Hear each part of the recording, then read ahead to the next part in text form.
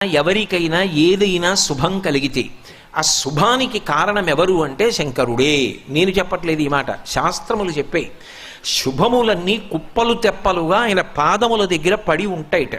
ఆయన అనుగ్రహించాడు అనుకోండి, ఓసారి ఇలా అంటాడు అంటే అది ఎగిరి వెళ్ళి ఇంటికి తోరణంగా పట్టుకుంటాడు. అందుకే ఒక గడుసు కవి ఒక మాట అన్నాడు, నేను ఓ పువ్వు పట్టుకొచ్చి మీ పాదాల మీద వేశాను అనుకోండి, నేను వేసినది ఇది పువ్వు, మీ పాదముల మీద ఉన్నది ఇది పువ్వు.